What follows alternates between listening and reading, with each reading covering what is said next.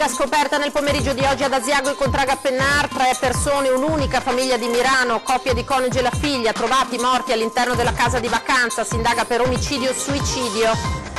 È pronta la delibera sul contributo d'accesso a Venezia, stamattina a Cafarsetti, ultimi ritocchi al documento che passa in commissione, i veneti saranno esenti dal contributo, unico e condiviso l'obiettivo, migliorare la vita ai residenti. Anziano aggredito in piazzale Donatori del Sangue a Mestre, la scena ripresa da un telefonino, l'uomo ricoverato in ospedale arrestato, l'autore dell'agguato. Lo sconforto del papà di Manuel Bortuzzo, il 19enne promessa del nuoto ferito da un colpo di pistola a Roma per uno scambio di persona, lancia un appello per aiutare le forze dell'ordine a trovare i responsabili. Salvini ha appeso la scritta comparsa su alcuni muri nella stazione ferroviaria di Gaggio, denunciata dal deputato veneziano Alex Bazzaro durante un intervento in aula, è il segno di un clima d'odio che ricorda periodi bui. In aumento i reati legati al mondo del web, coinvolti soprattutto giovani che sovente ne sono anche vittime, il bilancio della polizia postale che ha organizzato workshop nelle scuole. Cavalcata strepitosa dell'Umana Reyer che in trasferta recupera uno svantaggio di 21 punti e batte Pesaro, coach De Raffaele, grande lavoro di squadra. Buonasera e ben ritrovati con l'informazione di Antenna 3 da Venezia, lo avete sentito dai titoli, è originaria di Mirano, la famiglia trovata senza vita in un appartamento di Asiago nel pomeriggio, la tragica scoperta in contrada Pennar, 3 persone, un unico nucleo familiare, dunque una coppia di anziani e la figlia senza vita nella loro casa delle vacanze. Si tratterebbe, stando alla prima ricostruzione dei fatti, di un omicidio-suicidio. Dovremmo avere in diretta telefonica da Asiago la collega Barbara Todesco. Buonasera Barbara. Buonasera Lina, sì, come dicevi tu, ha proprio il profilo di una tragedia familiare quanto accaduto oggi in località Pennar, sull'altopiano di Asiago.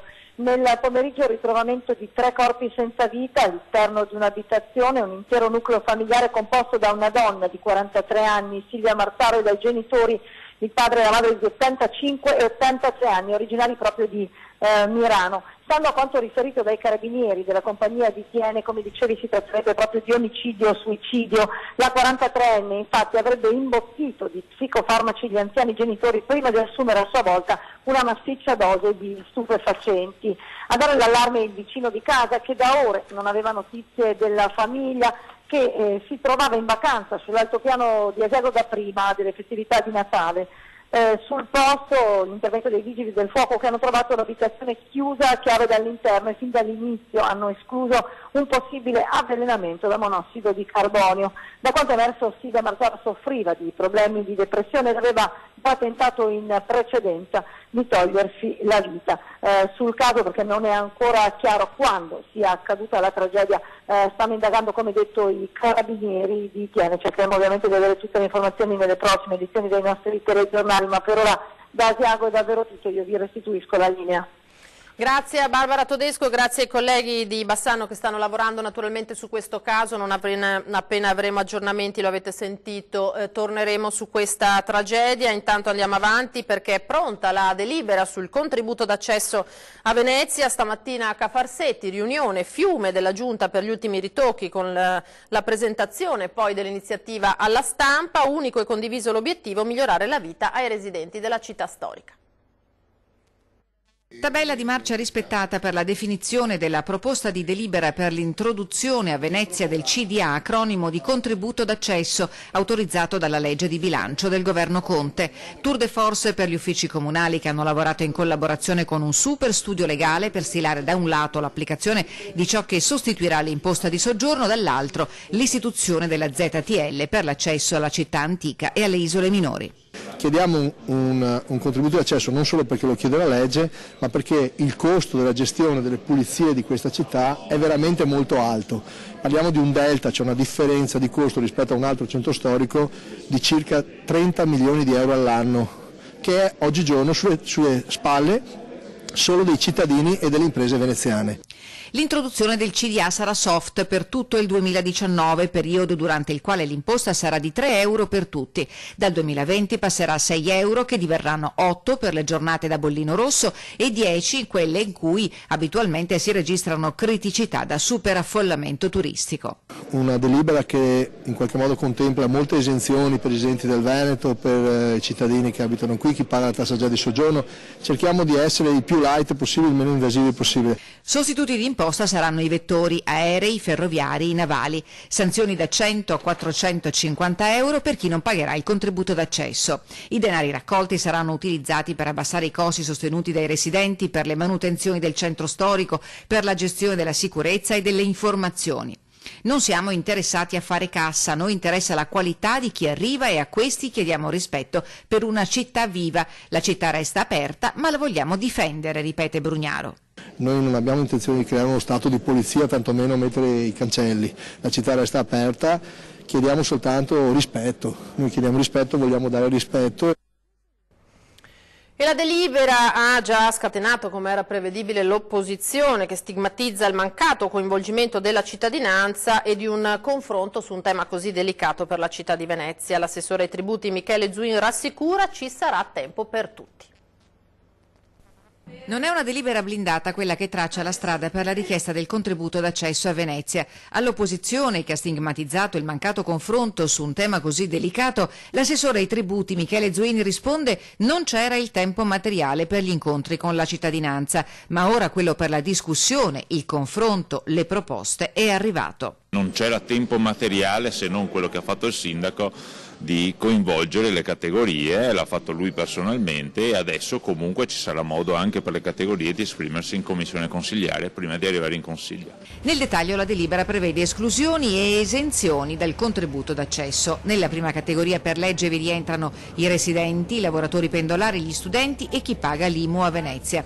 Nella seconda, quella delle esenzioni, dal contributo saranno esentati tutti i veneti e coloro i quali hanno pagato la tassa di soggiorno a una struttura ricettiva del comune. E ancora tra gli altri i bambini sotto i 6 anni, i disabili e i loro accompagnatori, i degenti in strutture ospedaliere o a Venezia per terapia, conviventi e parenti fino al 3° grado. Ma si sta studiando di poter estendere l'esenzione anche a tutte le persone nate a Venezia e a chi raggiunge la città in autobus avendo già pagato la ZTL bus. Un'ampia gamma che fa capire che non vogliamo far cassa, ma semplicemente questa è un contributo di accesso, diciamo, per il vero e proprio turista, che secondo noi è giusta che dia un contributo alla città. Questo chiediamo per pesare meno sulle tasche dei cittadini veneziani. La delibera prevede anche l'istituzione di un osservatorio per poter avere un confronto continuo e diretto con tutte le categorie economiche e sociali per monitorare gli effetti del contributo d'accesso a breve e medio termine. Più complessa l'istituzione della ZTL, per la quale si ipotizza già l'installazione di telecamere intelligenti all'ingresso del Ponte della Libertà. E ora il caso della promessa del nuoto, il 19enne Manuel Bortuzzo, ferito da un colpo di pistola a Roma. Manuel si era allenato a Portogruaro, a Mestre, era molto conosciuto anche nel veneziano. Al nostro microfono parla il papà Franco, appena tornato da Roma e pronto a ripartire per la capitale per assistere con i familiari il figlio. Dopo le prime operazioni purtroppo il giovane nuotatore ancora non muove le gambe. Se qualcuno ha visto qualcosa o può dare delle informazioni utili alla polizia per identificare le persone che hanno sparato a mio figlio, ovviamente saranno ben accette. L'appello di un padre disperato a chiunque possa dare una mano. Franco Bortuzzo, nonostante le ore terribili di attesa che pesano come un macigno, è risoluto mentre chiede che vengano assicurati alla giustizia i responsabili, chi ha sparato a Manuel ferendolo gravemente. Forse qualche altro genitore che ha un figlio magari che può aver visto qualcosa, può capire cosa sto passando, può cercare di aiutare nelle indagini. Sono ore drammatiche per tutta la famiglia di Manuel Matteo Bortuzzo, il 19enne promessa del nuoto. In condizioni ancora critiche, Manuel è stato operato 3 volte dall'equipe di neurochirurgia al San Camillo. La prognosi resterà riservata fino al prossimo bollettino medico. Hanno cominciato a togliergli un po' l'anestesia e comincia a riprendere, a muoversi un po', diciamo, a reagire e coglie all'anestesia, e quindi speriamo, siamo qua e confidiamo in in un prossimo guarigione del ragazzo che si sveglia e vediamo quali sono i danni di questo proiettile, insomma, che si è conficcato dietro alla spina dorsale, quindi non è una bella situazione, ecco, dico la verità. L'importante è portarlo in qua, poi vediamo, insomma, quello che sarà, affronteremo. È tornato da Roma da poco tempo? Sì, il viaggio è stato lungo come sempre.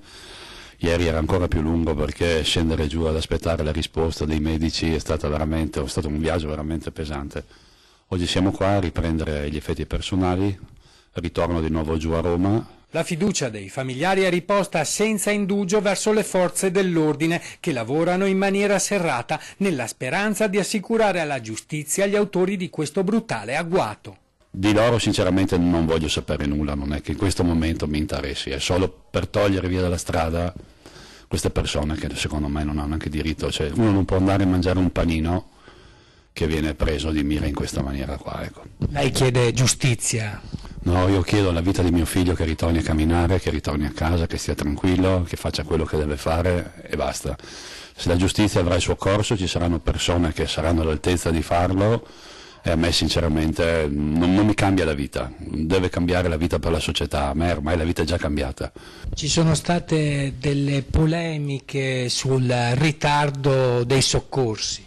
Le polemiche purtroppo ci sono perché Roma è Roma, quindi si sa benissimo che una Croce Rossa prima che arrivi, bene o male, ci vuole parecchio tempo. Sono stati infatti 25 minuti, d'altronde c'era anche la polizia lì, hanno cercato di intervenire anche loro. Poi, prima di salutarci, ci mostra con orgoglio il palmarès di una famiglia appassionata di nuoto e dei prestigiosi premi che Manuel ha conquistato in vasca. Un padre pronto a ripartire per Roma con la speranza nel cuore. Mi auguro comunque che sì, ce la facciamo, va bene? E nel prossimo servizio ricostruiamo quello che è accaduto e sentiamo anche gli ultimi aggiornamenti sullo stato di salute di Manuel Bortuzzo in attesa del nuovo bollettino medico.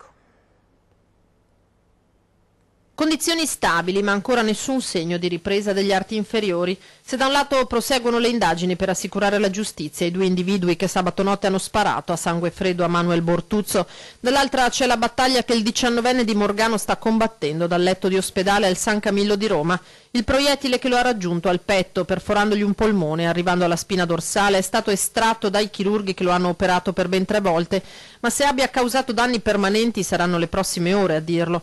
Manuel, fanno sapere dal Dipartimento di Neuroscienze dell'ospedale della Capitale, presenta un buono stato di coscienza, una volta sospesa per una breve finestra temporale l'anestesia, ma sulle funzionalità del midollo non ci sono novità. In giornata era prevista una risonanza magnetica e ulteriori esami che serviranno a dare un'indicazione sulla possibilità del midollo spinale di condurre l'impulso nervoso. La prognosi rimane dunque riservata, la speranza di tutti è che il 19enne possa tornare a una vita normale e alla sua passione, il nuoto, che l'aveva portato, lui, atleta delle Fiamme Gialle, ad allenarsi al Centro Federale di Ostia. Così lo scorso ottobre raccontava la sua esperienza romana a un quotidiano online di informazione sportiva, Swim Beats. Dato che l'anno scorso purtroppo la stagione è andata molto male a causa mononucleosi, ho detto le cose o le facciamo bene o non le facciamo, quindi ho detto veniamo qua che è il posto secondo me migliore per me. Ci sfondiamo di mezzo fondo. Ci sfondiamo di chilometri di mezzo fondo. Di mezzo fondo. Mi vedi che sono come un pesciolino in mezzo agli squali. È vero che sei ancora un po' carente di allenamento? Sì, come fatto appunto che l'anno scorso sono stato male, sto appena riprendendo. Però sto riprendendo bene. Sul fronte delle indagini sarebbe stato identificato, ma non sarebbe reperibile, uno dei 2 individui che in sella allo scooter prima hanno urlato qualcosa, poi hanno sparato a Manuel. Piazza Eschilo, all'Axa, la stessa piazza su cui si affaccia un pub dove poco prima c'era stata una rissa, tanto che sul posto era già presente la polizia.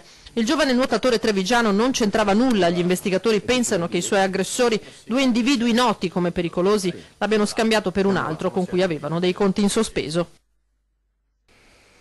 E ora siamo in grado di mostrarvi le prime immagini da Asiago per la notizia con cui abbiamo aperto questa edizione del telegiornale, il ritrovamento in un appartamento di Asiago, casa delle vacanze di una famiglia di Mirano, di 3 corpi senza vita ormai, quelli di Lino Marzaro, 85 anni, della moglie Ubaldina Mantovani, 83, della loro figlia Silvia, di 43 anni. Si indaga sull'ipotesi di omicidio-suicidio, perché non ci sarebbero segni sui corpi se non quelli probabili di un avvelenamento, ma escluso il monossido di carbonio. C'è l'ipotesi che la donna abbia potuto avvelenare gli anziani coniugi con degli psicofarmaci. Questa l'ipotesi. Vedete i mezzi dei carabinieri di Tiene giunti sul posto in contrada Pennar proprio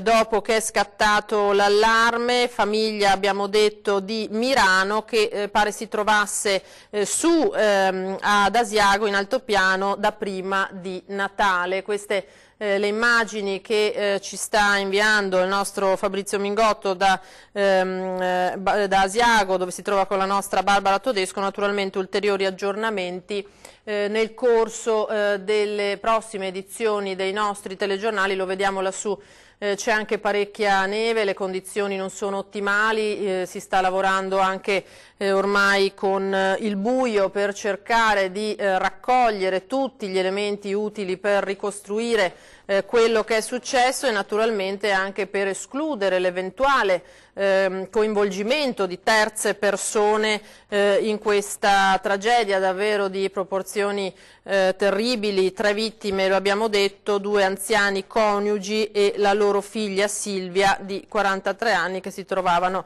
appunto nell'appartamento delle vacanze vicino nel contrada Pennar, siamo vicino ad Asiago. Andiamo avanti con il telegiornale, con i momenti di paura che si sono vissuti invece oggi a Mestre per un'aggressione avvenuta in piazzale Donatori del Sangue. I dettagli nel prossimo servizio.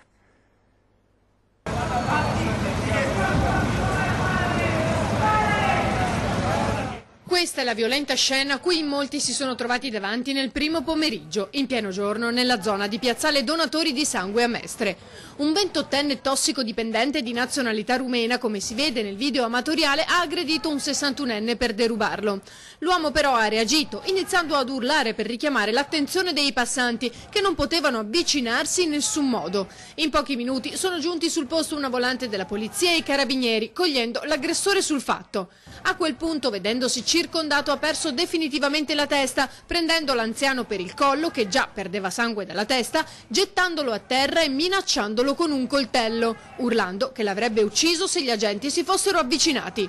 Dopo una difficile mediazione, i carabinieri gli sono saltati addosso e l'hanno arrestato. La vittima è stata trasportata dal personale del 118 presso l'ospedale di Mestre per le ferite riportate. Entrambi sono pluripregiudicati e non sarebbero nuovi a episodi del genere. Stando ai primi accertamenti, si conoscevano ed erano stati insieme fino a poco prima dell'aggressione. Avrebbero dato il via alla lite per futili motivi, forse una sigaretta negata. 2 dei militari intervenuti hanno riportato lievi ferite a causa della colluttazione. Aveva scelto come vittime dei suoi furti i pazienti del reparto di chirurgia dell'ospedale dell'Angelo, ma la ladra è stata scoperta e fatta arrestare dagli infermieri. Non si è fermata neppure di fronte al dolore dei pazienti dell'ospedale di Mestre la ladra 38enne che durante l'orario di visita si è intrufolata in una delle stanze del reparto di chirurgia, ha raccontato ai presenti di essere la nipote di una paziente lì ricoverata e si è poi allontanata con il telefono e i 5 euro che quest'ultima, in quel momento assente, aveva lasciato sul comodino. Le sue manovre sono però state notate da un'infermiera che ha avvisato i colleghi in tempo per circondare la donna e trattenerla fino all'arrivo della polizia. La delinquente, un'italiana senza fissa dimora, è stata immediatamente identificata come la responsabile di numerosi furti con destrezza. L'ultimo risaliva neppure una settimana fa e le era già costato l'arresto. Su di lei pendeva inoltre un divieto di ritorno nel comune di Venezia, naturalmente non rispettato. Gli agenti l'hanno accompagnata al carcere femminile della Giudecca in attesa del processo per direttissima, che si è concluso con la condanna a 2 anni di reclusione. Ci fermiamo per qualche istante, rimanete come sempre con noi, torniamo tra pochissimo.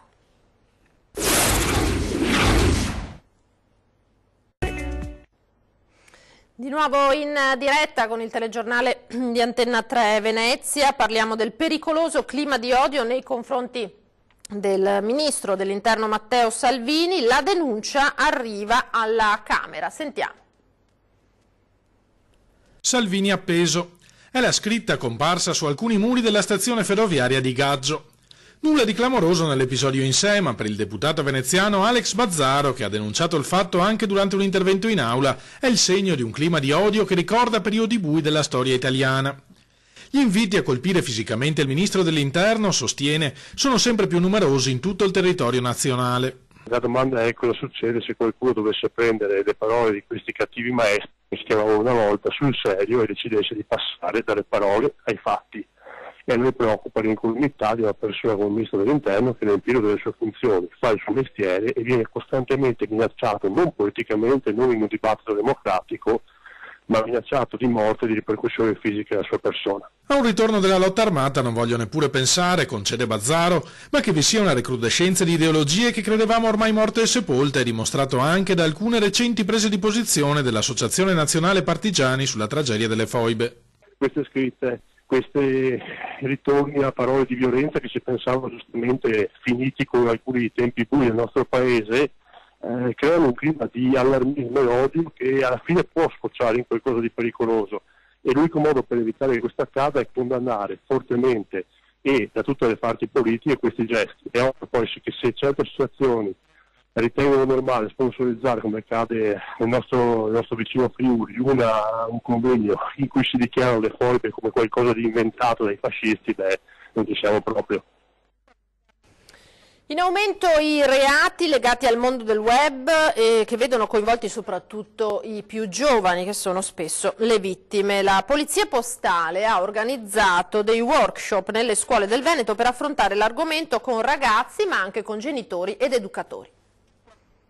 Casi di trattati, 18 di diffamazione online, 17 di minacce ed estorsioni. Sono i numeri del compartimento di Polizia Postale per il Veneto nel 2018 nell'area della città metropolitana, cui si aggiungono 68 furti di identità digitale, 53 casi di diffusione di materiale pedopornografico e 8 estorsioni sessuali. È anche in virtù di questi fenomeni legati al mondo del web ricco di insidie che nel Safer Internet Day la Polizia Postale sarà in varie scuole del Veneto, dove sono stati organizzati tavoli informativi sul tema, a partire da quanto possa essere rischiosa la condivisione di foto sui social.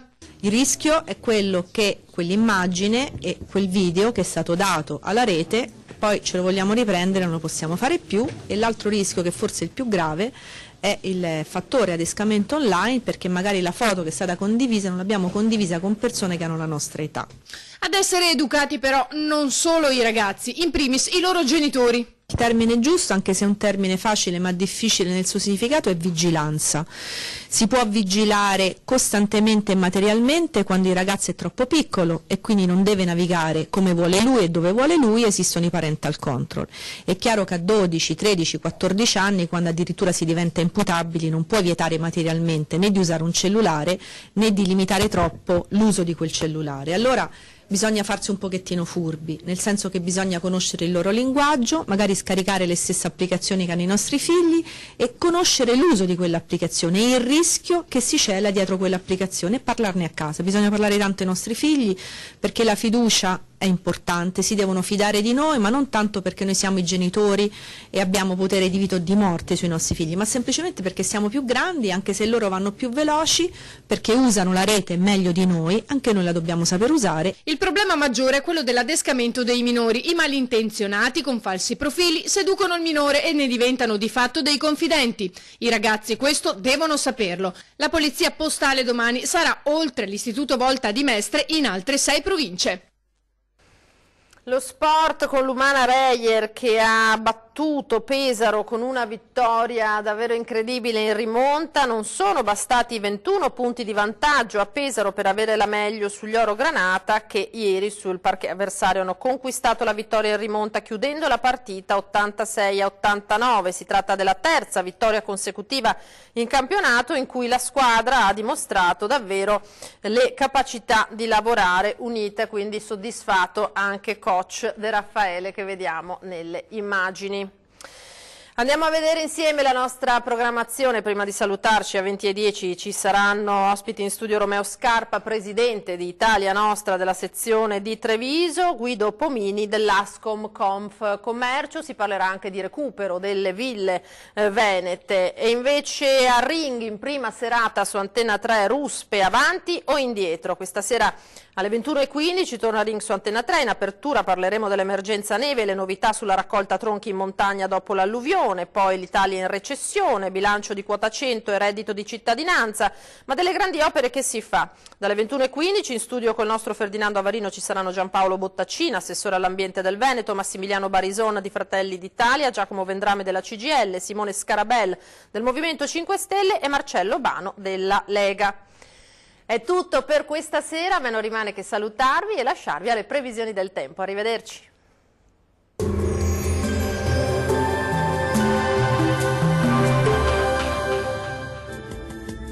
Ben ritrovati al meteo, continua il bel tempo sulle nostre regioni. Vediamo il dettaglio.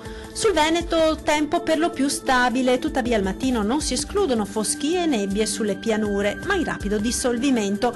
Più sole altrove, con cielo al massimo poco nuvoloso, temperature minime comprese tra -2 e 0 gradi, massime tra 8 e 10 gradi. Diamo ora uno sguardo al Friuli Venezia Giulia. La situazione sarà molto simile, con il cielo che si presenterà soleggiato. Sarà infatti sereno al massimo, con presenza di poche nubi a carattere sparso. Non sono previste precipitazioni degne di nota, temperature minime oscillanti tra -1 e 0 gradi, massime comprese tra 9 e 10 gradi.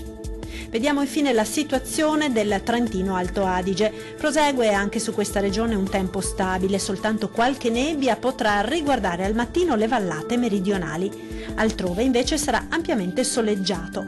Temperature minime oscillanti tra -8 e -1 grado, massime comprese tra gli 8 e i 9 gradi.